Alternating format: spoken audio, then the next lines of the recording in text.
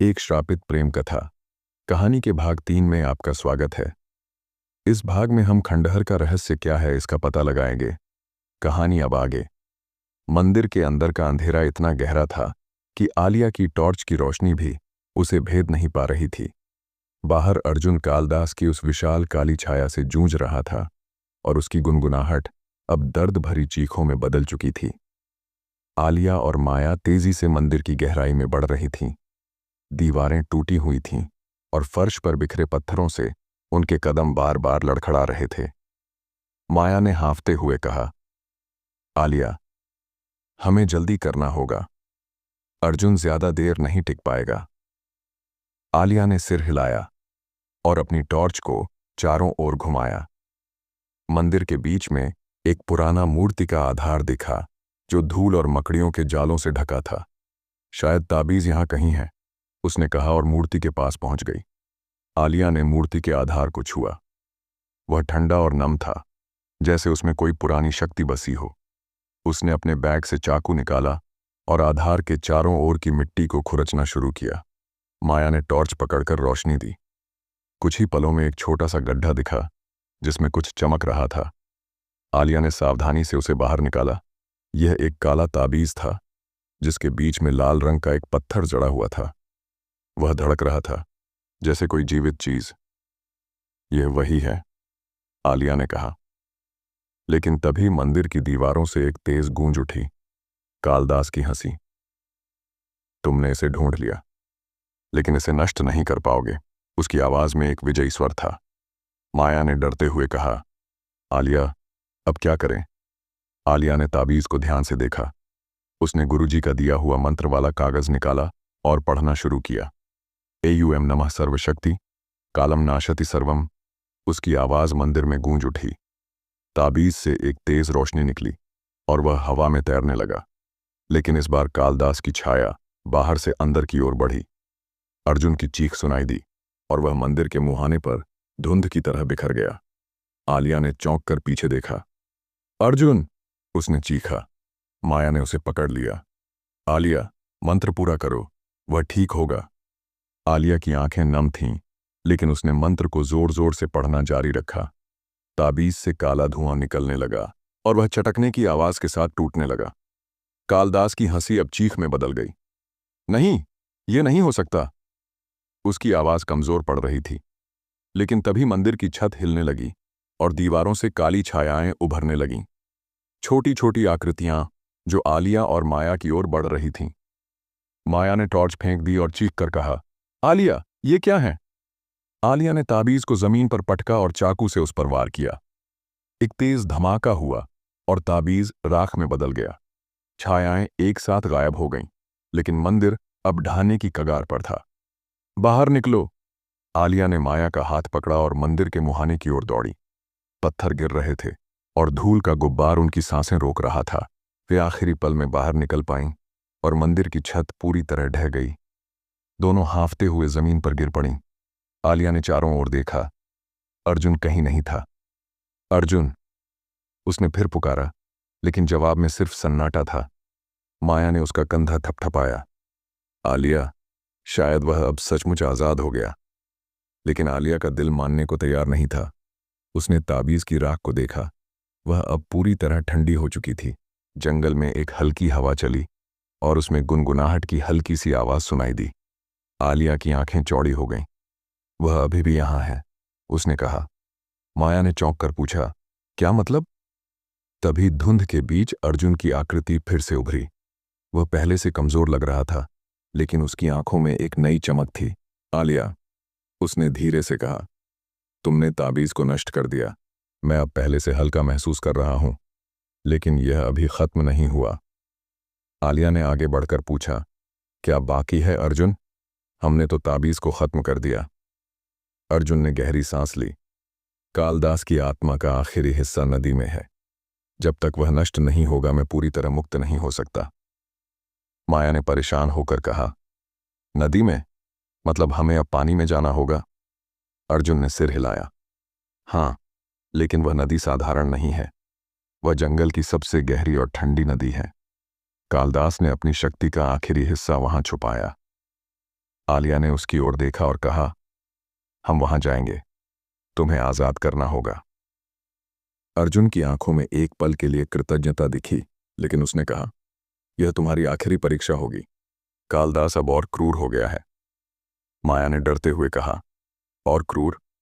अभी तो हम मरते मरते बचे हैं। लेकिन आलिया ने उसका हाथ थामा। माया, हम साथ हैं, हम ये कर सकते हैं। वे गेस्ट हाउस की ओर लौटे ताकि अगले कदम की तैयारी कर सकें। दादू ने उन्हें देखते ही पूछा, क्या हुआ? आलिया ने सारी बात बताई और दादू की आंखें गंभीर हो गईं। वह नदी, लोग कहते हैं कि वहां कोई जिंदा नहीं लौटा। आलिया ने कहा, हमें कोशिश करनी होगी दादू। उस रात आलिया को नींद नहीं आई। वह खिड़की के पास खड़ी जंगल को देखती रही। गुनगुनाहट अब हल्की थी, लेकिन उसमें एक उम्मीद की झलक थी। उसने मन ही मन ठान लिया, वह अर्जुन को मुक्त करेगी, चाहे इसके लिए उसे अपनी जान ही क्यों ना देनी पड़े। यह कहानी अभी खत्म नहीं हुई थी। एक आखिरी जंग बाकी थी। सुबह की पहली किरणों के साथ गेस्ट हाउस में हलचल शुरू हो गई। आलिया और माया अपने बैग तैयार कर रहे थे। दादू ने उन्हें कुछ सूखे फल और पानी की बोतलें दीं, लेकिन उनकी आंखों में चिंता साफ दिख रही थी। बेटी, वह नदी जंगल की सबसे खतरनाक जगह है। लोग कहते हैं कि वहां पानी नहीं, बल्कि अंधेरा बहता है। आलिया ने दादू का हाथ थामकर कहा, दादू, हमें कोशिश करनी होगी, अर्जुन के लिए। दादू ने गहरी सांस ली और कहा, ठीक है, लेकिन सावधान रहना। और ये लो। उन्होंने एक छोटा सा लकड़ी का ताबीज आलिया को थमा दिया। ये मेरी माँ ने बनाया था, शायद तुम्हारी रक्षा करे। आलिया ने उसे गले में पहन लिया और मुस्कुराकर कहा, शुक्रिया दादू। जंगल में कदम रखते ही हवा में एक अजीब सी ठंडक थी। अर्जुन उनके साथ था, लेकिन उसकी आकृति अब पहले से भी धुंधली हो चुकी थी। वह चुपचाप आगे बढ़ रहा था, जैसे अपनी आखिरी ताकत जुटा रहा हो। माया ने धीरे से आलिया से कहा, यह ठीक नहीं लग रहा, अर्जुन कमजोर हो रहा है। आलिया ने उसकी ओर देखा और कहा, हाँ, इसलिए हमें जल्दी करनी होगी। वे उस नदी की ओर बढ़े जिसके बारे में गुरुजी और अर्जुन ने बताया था। रास्ते में जंगल का माहौल बदल रहा था। पेड़ों की छांव गहरी हो गई थी और पक्षियों की आवाजें गायब हो चुकी थीं। हवा में एक गंध थी, गीली मिट्टी और सड्डन की मिलीजुली गंध। कुछ घंटों की यात्रा के बाद वे नदी के किनारे पहुंचे। यह कोई साधारण नदी नहीं थी। इसका पानी काला और गाढ़ा था, जैसे उसमें स्याही घुली हो। उसकी सतह पर हल्की हल्की लहरें उठ रही थीं, लेकिन कोई आवाज नहीं थी, बस एक भयानक सन्नाटा। माया ने डरते हुए कहा, यह तो नदी कम किसी काले गड्ढे जैसी लग रही है। हमें सचमुच इसमें जाना है? अर्जुन ने कहा, हाँ, कालदास की शक्ति का आखिरी हिस्सा इसी नदी की गहराई में है, लेकिन यह आसान नहीं होगा। आलिया ने नदी की ओर देखा और कहा, हमें कोई रास्ता ढूंढना होगा। क्या यहां कोई नाव या कुछ है? अर्जुन ने नदी के किनारे की ओर इशारा किया। वहां एक पुरानी टूटी हुई नाव पड़ी थी, जिसकी लकड़ियां सड़ चुकी थीं। यह वही है जो गांव वाले इस्तेमाल करते थे, उसने कहा, लेकिन अब यह शायद काम न करे। आलिया ने नाव को छुआ। वह नम और कमजोर थी, लेकिन उसने कहा, हम इसे ठीक कर सकते हैं। माया, मेरे बैग से रस्सी निकालो। माया ने रस्सी दी और दोनों ने मिलकर नाव की टूटी लकड़ियों को बांधना शुरू किया। अर्जुन चुपचाप देख रहा था।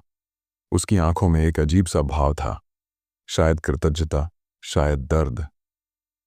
तुम दोनों मेरे लिए इतना क्यों कर रही हो? उसने धीरे से पूछा। आलिया ने काम करते हुए कहा, क्योंकि मुझे लगता है कि यह मेरी भी जिम्मेदारी है अर्जुन। मालिनी का प्यार आज भी तुम में जिंदा है। नाव को ठीक करने में समय लगा, लेकिन आखिरकार वह पानी में उतारने लायक हो गई। आलिया और माया उसमें सवार हुईं और अर्जुन उनके साथ हवा में तैरता हुआ चला। नदी का पानी ठंडा और चिपचिपा था। जैसे ही उन्होंने नाव को आगे बढ़ाया, एक तेज हवा का झोंका आया और नदी की सतह पर काली लहरें उठने लगीं। माया ने डरते हुए कहा, आलिया, ये ठीक नहीं लग रहा। तभी पानी से एक कर्कश आवाज उभरी, कालदास की हंसी। तुम यहां तक आ गए, लेकिन यह तुम्हारी आखिरी गलती होगी। उसकी आवाज में क्रूरता थी।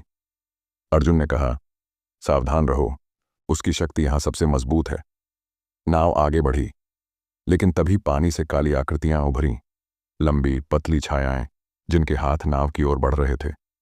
माया ने चीख कर कहा, आलिया, ये क्या है? आलिया ने बैग से गुरुजी की दी हुई जड़ी बूटी निकाली और पानी में फेंक दी। एक तेज सिसकारी की आवाज हुई और छायाएं पीछे हट गईं। यह काम कर रही है, उसने कहा, लेकिन राहत ज्यादा देर नहीं टिकी। नदी के बीच में पहुंचते ही पानी तेजी से घूमने लगा। एक भंवर बन गया। नाव डगमगाने लगी और माया ने आलिया को जोर से पकड़ लिया। हम डूब जाएंगे, उसने चीखा। अर्जुन ने कहा, नाव को स्थिर रखो, मुझे कुछ करना होगा। अर्जुन ने खुद को भंवर के ऊपर ले जाकर हाथ फैलाए। उसकी धुंधली आकृति से एक हल्की रोशनी निकली और भंवर धीमा पड़ने लगा, लेकिन उसकी ताकत कम हो रही थी। आलिया, जल्दी करो, उसने कमजोर आवाज में कहा। शक्ति का स्रोत नदी की तलहटी में है। आलिया ने नदी में झांका। काला पानी कुछ भी साफ नहीं दिखा रहा था। उसने माया से कहा, मुझे पानी में जाना होगा। माया ने चौंक कर कहा, पागल हो गई है, तू डूब जाएगी। लेकिन आलिया ने दादू का तावीज गले से निकाला और कहा, यह मेरी रक्षा करेगा, मुझे भरोसा है। उसने गहरी सांस ली और नदी में छलांग लगा दी। पानी इतना ठंडा था कि उसकी हड्डियां जम गईं। वह नीचे की ओर तैरने लगी। अंधेरे में कुछ भी साफ नहीं था, लेकिन तभी उसे एक हल्की चमक दिखी। वह उस ओर बढ़ी। नदी की तलहटी में एक काला गोला था जो धड़क रहा था। कालदास की शक्ति का आखिरी हिस्सा। आलिया ने उसे छूने की कोशिश की, लेकिन एक तेज झटका लगा और वह पीछे हट गई। उसकी सांसें खत्म हो रही थीं। तभी उसे अर्जुन की गुनगुनाहट सुनाई दी, हल्की लेकिन साफ। उसने हिम्मत जुटाई और फिर से गोले की ओर बढ़ी। यह उसकी आखिरी कोशिश थी। नदी का काला पानी आलिया के चारों ओर घूम रहा था। ठंड इतनी तेज थी कि उसकी उंगलियां सुन्न पड़ गई थीं और उसकी सांसें तेजी से कम हो रही थीं। सामने वह काला गोला धड़क रहा था, कालदास की शक्ति का आखिरी हिस्सा। उसकी हल्की चमक अंधेरे में एकमात्र रोशनी थी, लेकिन उस तक पहुंचना आसान नहीं था। आलिया ने पहली बार उसे छूने की कोशिश की थी तो एक तेज झटका लगा था, जैसे कोई अदृश्य दीवार उसे रोक रही हो। उसकी आंखें धुंधली हो रही थीं, लेकिन तभी उसे अर्जुन की गुनगुनाहट सुनाई दी। वह आवाज पानी के अंदर भी साफ थी, हल्की, मधुर और हिम्मत देने वाली। आलिया ने अपने दिमाग को शांत किया और फिर से गोले की ओर बढ़ी। उसने गले में पहना दादू का तावीज कसकर पकड़ा। मुझे रक्षा करना, उसने मन ही मन कहा और गोले की ओर हाथ बढ़ाया। इस बार झटका कम था, जैसे तावीज ने उसकी कुछ शक्ति को सोख लिया हो। आलिया ने हिम्मत जुटाई और गोले को दोनों हाथों से पकड़ लिया। वह गर्म और ठंडा एक साथ था और उसकी धड़कन तेज हो गई। तभी पानी में एक तेज गूंज उठी, कालदास की चीख, तुम इसे नहीं छू सकती, यह मेरी शक्ति है। उसकी आवाज में गुस्सा और डर दोनों थे। आलिया के हाथ कांप रहे थे, लेकिन उसने गोले को छोड़ा नहीं। उसने अपने बैग से चाकू निकाला जो अब भी उसकी कमर पर बंधा था और गोले पर वार किया। एक तेज चिंगारी निकली और पानी में लहरें उठने लगीं। गोला चटकने लगा, लेकिन वह अभी भी टूटा नहीं था। कालदास की आवाज और तेज हो गई, मूर्ख लड़की, तुम मेरे खिलाफ नहीं जीत सकती। आलिया की सांसें अब खत्म होने की कगार पर थीं। उसकी आंखें बंद हो रही थीं, लेकिन अर्जुन की गुनगुनाहट उसे हिम्मत दे रही थी। उसने आखिरी ताकत लगाकर चाकू को फिर से गोले में मारा। इस बार एक तेज धमाका हुआ और गोला टुकड़ों में बिखर गया। काला पानी तेजी से घूमने लगा और आलिया को एक भौर में खींच लिया गया। उसे लगा कि अब सब खत्म हो गया। ऊपर नाव पर माया और अर्जुन बेचैन थे। माया ने पानी में झांकते हुए चीखा, आलिया कहाँ है? वह ऊपर क्यों नहीं आ रही? अर्जुन की आकृति कांप रही थी। मैं उसे ढूंढने जाता हूं, उसने कहा और पानी में गायब हो गया। माया अकेली नाव पर रह गई। उसकी आंखें नम थीं। आलिया, प्लीज वापस आ जा, उसने धीरे से कहा। पानी की सतह अब शांत हो रही थी, लेकिन आलिया का कोई पता नहीं था। तभी अर्जुन पानी से बाहर निकला और उसके साथ आलिया थी। उसकी आंखें बंद थीं और वह बेहोश लग रही थी। अर्जुन ने उसे नाव पर लिटाया। वह जिंदा है, उसने कहा, लेकिन कमजोर है। माया ने आलिया के चेहरे पर पानी के छींटे मारे। आलिया, उठ, तू ठीक है ना? धीरे धीरे आलिया की आंखें खुलीं। उसकी सांसें तेज थीं और वह कांप रही थी। मैंने मैंने कर दिया, उसने कमजोर आवाज में कहा। गोला टूट गया। अर्जुन ने उसकी ओर देखा। उसकी आंखों में राहत थी, लेकिन साथ ही एक अजीब सा दर्द भी। तुमने मेरे लिए अपनी जान जोखिम में डाली, उसने कहा। मालिनी भी ऐसा ही करती थी। आलिया ने हल्के से मुस्कुराने की कोशिश की। शायद मैं सचमुच उसका हिस्सा हूं। नाव धीरे धीरे किनारे की ओर बढ़ी। पानी अब काला नहीं था, वह धीरे धीरे साफ हो रहा था, जैसे कालदास की शक्ति उससे निकल गई हो। माया ने राहत की सांस ली। क्या अब सब खत्म हो गया? उसने पूछा। अर्जुन ने नदी की ओर देखा और कहा, हाँ और नहीं। आलिया ने चौंक कर पूछा, क्या मतलब? अर्जुन की आकृति अब और साफ हो रही थी। उसने कहा, कालदास की शक्ति के 3 हिस्से थे, पत्थर, ताबीज और यह गोला। तुमने तीनों को नष्ट कर दिया, लेकिन श्राप का एक आखिरी हिस्सा बाकी है, मेरा अपना। माया ने परेशान होकर कहा, मतलब अब क्या बाकी है? अर्जुन ने गहरी सांस ली। श्राप का आखिरी हिस्सा मेरे अंदर है। कालदास ने इसे मेरी आत्मा से जोड़ दिया था। जब तक मैं खुद को मुक्त करने का फैसला नहीं करता, यह पूरी तरह खत्म नहीं होगा। आलिया ने उठने की कोशिश की, लेकिन उसकी ताकत जवाब दे रही थी। तो तुम्हें क्या करना होगा? उसने पूछा। अर्जुन ने उसकी ओर देखा। मुझे इस जंगल को छोड़ना होगा, लेकिन इसके लिए मुझे अपनी यादों को छोड़ना होगा, मालिनी को, तुम्हें, सब कुछ। आलिया की आंखें नम हो गईं। तो तुम हमें भूल जाओगे? अर्जुन चुप रहा। उसकी आकृति अब पहले से ठोस लग रही थी, जैसे वह फिर से जीवित हो रहा हो। यह मेरी मुक्ति की कीमत है, उसने कहा। लेकिन तुमने मुझे इतना दिया कि मैं इसे कर सकूं। माया ने कहा, लेकिन यह ठीक नहीं है। तुमने इतना सहा और अब सब भूल जाओगे? अर्जुन ने हल्के से मुस्कुराया। शायद यह मेरी शांति है। आलिया ने उसकी ओर देखा और कहा, अगर यह तुम्हारी मर्जी है तो मैं तुम्हें रोकूंगी नहीं, लेकिन मुझे एक वादा चाहिए। तुम जहां भी जाओ, खुश रहना। नाव किनारे पर पहुंच गई। आलिया और माया बाहर निकलीं और अर्जुन उनके साथ खड़ा रहा। नदी अब पूरी तरह साफ हो चुकी थी और सूरज की रोशनी उसमें चमक रही थी। अर्जुन ने कहा, मुझे अभी जाना होगा, लेकिन उससे पहले शुक्रिया। उसकी आकृति धीरे धीरे हवा में घुलने लगी। आलिया ने आखिरी बार उसकी ओर देखा। अलविदा अर्जुन, उसने कहा। अर्जुन की गुनगुनाहट एक बार फिर हवा में गूंजी और वह गायब हो गया। जंगल में एक नया सन्नाटा छा गया, शांत, सुकून भरा सन्नाटा।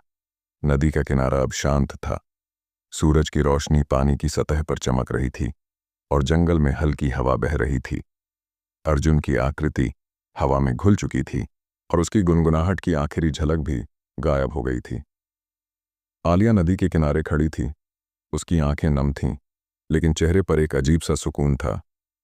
उसने इतना कुछ झेला था, जंगल की छायाएं, कालदास की शक्ति और नदी की ठंडी गहराई, सिर्फ अर्जुन को आज़ाद करने के लिए। अब वह चला गया था और उसके साथ एक हिस्सा आलिया का भी चला गया था। माया उसके पास आई और धीरे से कहा, आलिया, तू ठीक है ना? वह अब आज़ाद है। तूने जो किया वह कोई नहीं कर सकता था।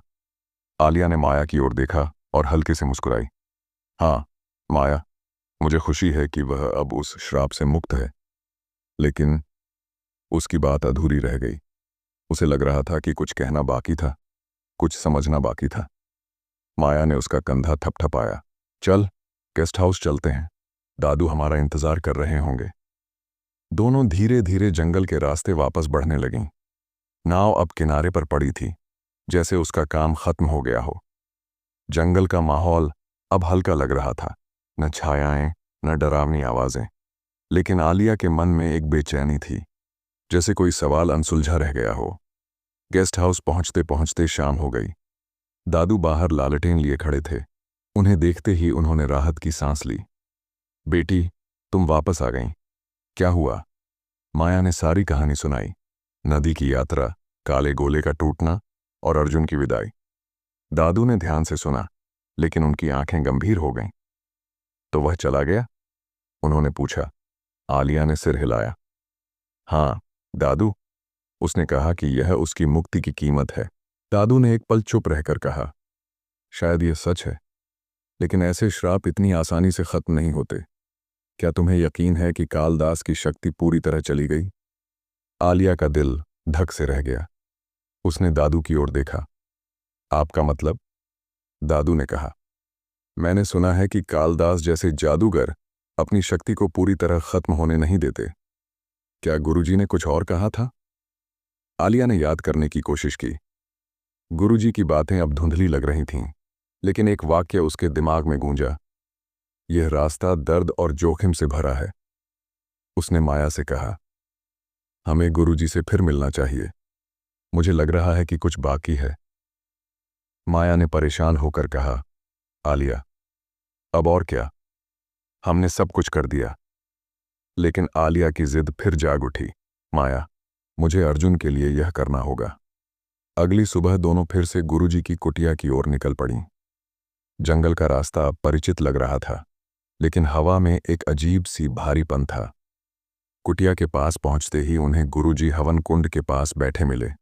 उनकी आंखें बंद थीं और चेहरा गंभीर था। आलिया ने धीरे से कहा, गुरुजी, हम आए हैं। गुरुजी ने आंखें खोलीं और उनकी ओर देखा। मैं जानता था कि तुम लौटोगी। अर्जुन चला गया? आलिया ने सिर हिलाया। हाँ, लेकिन मुझे लग रहा है कि कुछ गलत है। क्या कालदास की शक्ति सचमुच खत्म हो गई?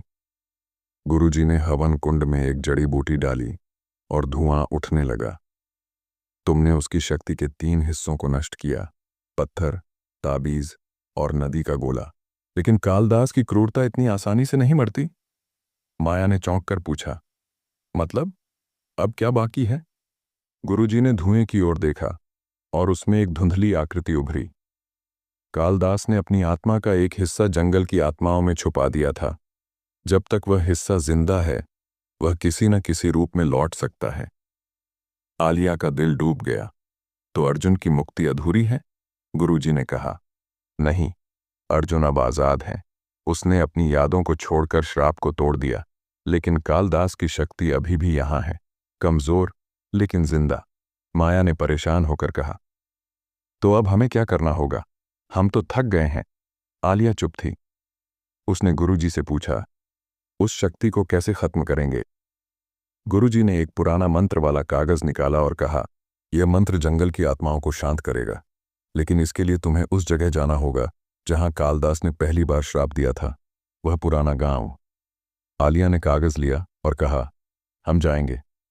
माया ने विरोध किया, आलिया, अब बहुत हो गया। अर्जुन तो चला गया, अब यह क्यों? आलिया ने उसकी ओर देखा। माया, अगर कालदास लौटा तो यह जंगल फिर से अंधेरे में डूब जाएगा। मैं ऐसा नहीं होने दूंगी। उसी रात जब वे गेस्ट हाउस में सो रही थीं, आलिया को एक सपना आया। वह जंगल में थी और सामने अर्जुन खड़ा था। उसकी आंखें शांत थीं और वह मुस्कुरा रहा था। आलिया, उसने कहा, तुमने मुझे आजाद किया, अब अपनी जिंदगी जियो। आलिया ने पूछा, लेकिन कालदास? अर्जुन ने कहा, वह अब तुम्हारा अंधेरा नहीं है, यह जंगल तुम्हारा आलोक है। उसकी आकृति गायब हो गई और आलिया की नींद टूट गई। उसने खिड़की से बाहर देखा। जंगल में एक हल्की चमक थी, लेकिन तभी हवा में एक कर्कश हंसी गूंजी, कालदास की हंसी। आलिया का दिल धड़क उठा। यह कहानी अभी खत्म नहीं हुई थी। आलिया की नींद उस कर्कश हंसी से टूट गई थी। खिड़की से बाहर जंगल की चमक अब धुंधली पड़ रही थी और हवा में एक ठंडक फैल गई थी। वह बिस्तर से उठी और माया को जगाया। माया, कुछ गलत हो रहा है, हमें अभी जाना होगा। माया ने नींद में बड़बड़ाते हुए कहा, अब क्या? आलिया, रात को? लेकिन आलिया की आवाज में गंभीरता थी। हाँ, कालदास की हंसी, वह अभी भी यहां है। माया ने चौंक कर आंखें खोलीं और जल्दी से तैयार हो गई। दोनों ने अपने बैग उठाए, जिनमें टॉर्च, गुरुजी का मंत्र और दादू का तावीज था, और जंगल की ओर निकल पड़ी। दादू को जगाना ठीक नहीं लगा, इसलिए उन्होंने एक नोट छोड़ा, हम जल्दी लौट आएंगे। जंगल में कदम रखते ही माहौल भारी लग रहा था। पेड़ों की छायाएं लंबी और डरावनी हो गई थीं और हवा में वही सड़न की गंध थी जो नदी के पास महसूस हुई थी। आलिया ने माया से कहा, हमें उस पुराने गांव तक जाना है। गुरुजी ने कहा था कि कालदास की शक्ति वहां से शुरू हुई थी। माया ने डरते हुए कहा, आलिया, अगर वह सचमुच लौट आया तो हम क्या करेंगे? अर्जुन तो अब हमारे साथ नहीं है। आलिया ने गहरी सांस ली। हमें खुद पर भरोसा करना होगा माया। यह जंगल अब हमारा भी है। वे उस नक्शे के आधार पर आगे बढ़ीं जो गुरुजी ने दिया था। रास्ते में सन्नाटा था, लेकिन कालदास की हंसी कभी कभी हवा में गूंज उठती थी। आलिया का दिल जोर जोर से धड़क रहा था, लेकिन वह रुकी नहीं। कुछ घंटों बाद वे गांव के खंडहरों तक पहुंच गईं। वहां टूटी हुई झोपड़ियां, उखड़े हुए पेड़ और एक पुराना कुआं दिखा। आलिया ने कुएं की ओर देखा और कहा, शायद यहीं से शुरू हुआ था। माया ने टॉर्च की रोशनी कुएं में डाली। उसकी गहराई में कुछ चमक रहा था, एक काली धुंध जो धीरे धीरे ऊपर उठ रही थी। तभी कालदास की छाया कुएं से बाहर निकली। इस बार वह पहले से कमजोर लग रही थी, लेकिन उसकी आंखों में वही क्रूरता थी। तुम फिर आए, उसने गहरी आवाज में कहा। मेरी शक्ति को तुम पूरी तरह खत्म नहीं कर सकती। आलिया ने मंत्र वाला कागज निकाला और पढ़ना शुरू किया। ओम नमः सर्वशक्ति कालम नाशति सर्वम। उसकी आवाज में दृढ़ता थी। कालदास की छाया ने चीख कर उसकी ओर बढ़ने की कोशिश की, लेकिन मंत्र के प्रभाव से वह पीछे हट गई। माया ने डरते हुए कहा, आलिया, यह काम कर रहा है, रुकना मत। आलिया ने मंत्र को जोर जोर से पढ़ा और कालदास की छाया धीरे धीरे सिकुड़ने लगी। लेकिन तभी कुएं से एक तेज हवा का झोंका निकला और कालदास की आवाज गूंजी। मेरी शक्ति जंगल की आत्माओं में बसी है, तुम इसे नहीं रोक सकती। कुएं से छोटी छोटी काली आकृतियां उभरीं, जंगल की आत्माएं जो कालदास के अधीन थीं। वे आलिया और माया की ओर बढ़ीं। माया ने चीख कर कहा, आलिया, अब क्या करें? आलिया ने दादू का तावीज हाथ में लिया और उसे हवा में उठाया। जंगल की आत्माओं, सुनो, ये तुम्हारा अंधेरा नहीं है, ये तुम्हारा आलोक है। उसकी आवाज में एक अजीब सी शक्ति थी। तावीज से एक हल्की रोशनी निकली और आत्माएं रुक गईं। कालदास की छाया ने चीखा, नहीं, ये नहीं हो सकता। आलिया ने मंत्र को फिर से पढ़ा और इस बार तावीज की रोशनी तेज हो गई। आत्माएं कालदास की ओर मुड़ गईं, जैसे उसकी शक्ति को पहचान रही हों। वे उस पर टूट पड़ीं और कालदास की छाया बिखरने लगी। तुम हार गए कालदास, आलिया ने कहा। यह जंगल अब तुम्हारा नहीं है। कालदास की आखिरी चीख हवा में गूंजी और वह पूरी तरह गायब हो गया। कुएं से निकली धुंध शांत हो गई और आत्माएं हवा में घुल गईं। शायद अब मुक्त। आलिया और माया हाँफते हुए जमीन पर बैठ गईं। माया ने राहत की सांस ली। क्या अब सचमुच खत्म हुआ? आलिया ने कुएं की ओर देखा। वह अब सिर्फ एक खाली गड्ढा था। हाँ माया, अब खत्म हो गया। जंगल में एक नई हवा चली, ताजी, सुकून भरी। सूरज की रोशनी खंडहरों पर पड़ रही थी और वहां एक नया जीवन सा महसूस हो रहा था। दोनों गेस्ट हाउस की ओर लौटने लगीं। रास्ते में माया ने कहा, आलिया, तू सचमुच कमाल है। लेकिन अब क्या, हमारी जिंदगी में और भूत नहीं ना? आलिया हंस पड़ी। शायद नहीं, लेकिन यह जंगल हमेशा मेरे साथ रहेगा। गेस्ट हाउस पहुंचते ही दादू ने उन्हें गले लगाया। तुमने कर दिखाया बेटी, अब यह जंगल फिर से हंसेगा। उस रात आलिया खिड़की के पास खड़ी जंगल को देखती रही। उसे अर्जुन की गुनगुनाहट की याद आई, लेकिन अब वह दर्द नहीं, एक मीठी याद थी। उसने मन ही मन कहा, अलविदा अर्जुन, तुम जहां भी हो खुश रहो। लेकिन तभी हवा में एक हल्की सी सिसकारी सुनाई दी, बमुश्किल सुनाई देने वाली, लेकिन मौजूद। आलिया ने चौंक कर बाहर देखा। जंगल शांत था, लेकिन उस सिसकारी में कुछ अनकहा था। क्या यह सचमुच खत्म हो गया था या कोई नया रहस्य जन्म ले रहा था? आलिया ने माया की ओर देखा, जो सो चुकी थी। उसने ठान लिया, अगर कुछ बाकी था तो वह उसका सामना करेगी। ये जंगल अब उसका आलोक था। यदि कहानी आपको पसंद आई तो एक लाइक करे और एक छोटा सा प्यारा कमेंट कर दे। और अगर आप कुछ सलाह देना चाहते हैं तो दे सकते हैं। क्या मिलते हैं अगली वीडियो में। धन्यवाद।